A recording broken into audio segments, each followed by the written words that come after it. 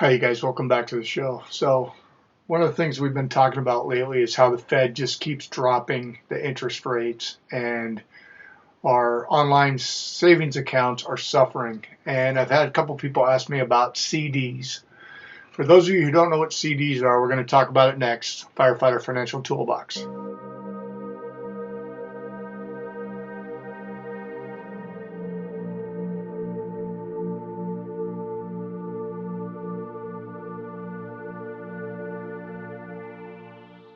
Okay, we're back. We're talking about CDs, or certificates of deposit.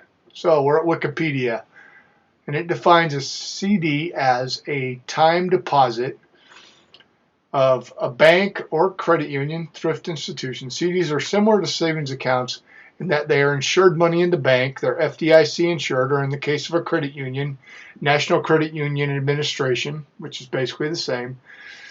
And the way they differentiate from savings accounts is that you have a specific fixed term that you turn the money in for. That could be 1 month, it could be 6 months, it could be a year, it could be 5 years. And with that, you get a fixed interest rate on that money.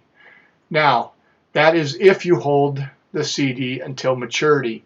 If you try to withdraw the money early, just about all of them now will incur a penalty of between 6 to 9 months of interest. So that can be significant. In exchange for the deposit in the term agreement, institutions usually grant a higher interest rate than they do on savings accounts.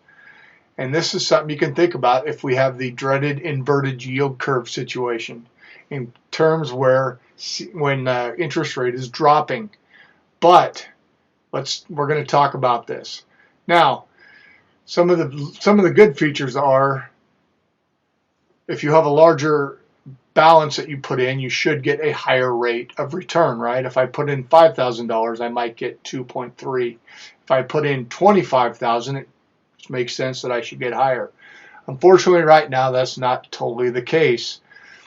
Smaller institutions sometimes offer higher interest rates, as do online banks, because of the savings in the fact that they don't have brick and mortar locations to worry about. Now, when you close a CD, when it comes mature, you usually have a week to 10 days in which to either renew it or cash it out. And you have to tell the bank or credit union that you found it through what you want to do. All right, so let's talk about why CDs used to be a very popular option.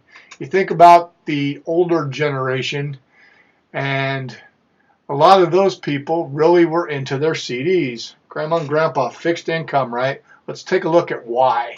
If we look at a schematic back from the 80s, all right, let's take a quick look here. CD rates in the 1980s. Now, this is for a 6-month CD, you guys. Look at these rates in 80 and 81. You're talking 17, 18%. So 17% for sure. And even at the end of the decade, we're talking 1988, you were at 10%. That's a pretty good amount. Let's look at the 90s. If we look at the 90s, we started about 8.5%, but even at the end of the decade, at 2000, we were still at 6%. Stayed pretty close between 5 and 6 most of the later 90s. Let's take a look at the 2000s. So in the 2000s, we had a little bit of up and downs more. Started up 6 to 7, then we dropped down to about 1%. Now notice during the Great Recession, or coming into the recession, these started staying up, and they did for a while until it fully hit, and then it bottomed. Now, notice the light blue is the federal funds rate, so it pretty much tracks what that does.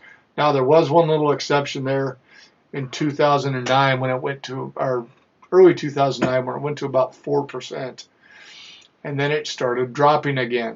Now, let's look at the teens.